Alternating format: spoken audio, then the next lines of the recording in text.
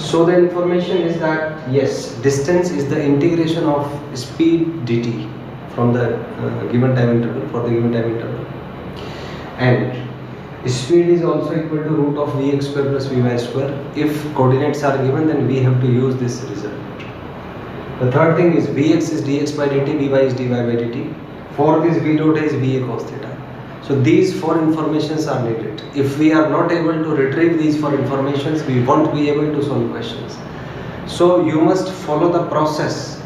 Check where you are lacking, why you are not able to solve problems, and work on the desired result, work on the outcome, work on your deficiency.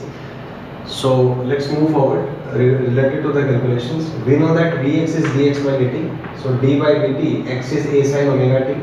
So a you can take outside, and differentiation of sin omega t is omega cos omega t. So this is Vx is a omega cos omega t. Similarly, Vy is dy by dt, this is differentiation, and after completing the process, Vy comes out to be a omega sin omega t. Now, speed is root under Vx square plus Vy square. After the values, we have V is equal to a omega, because cos square omega t plus sin square omega t is 1. So we have V is equal to a omega, which is constant.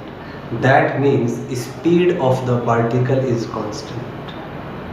Now, distance is integration v dt 0 to tau. So speed is a omega dt 0 to tau. A omega is common, so we can take it outside.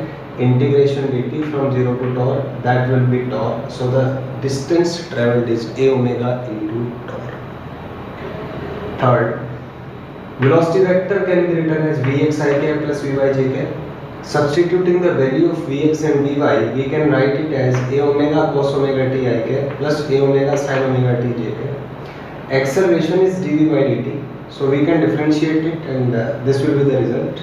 If we perform the dot product of the vectors, we have, if you multiply I cap term with I cap and j cap term with j cap, we have this, and it is equal to 0.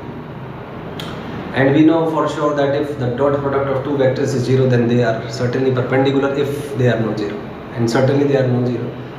So the angle between them is pi by 2, so they are perpendicular to each other.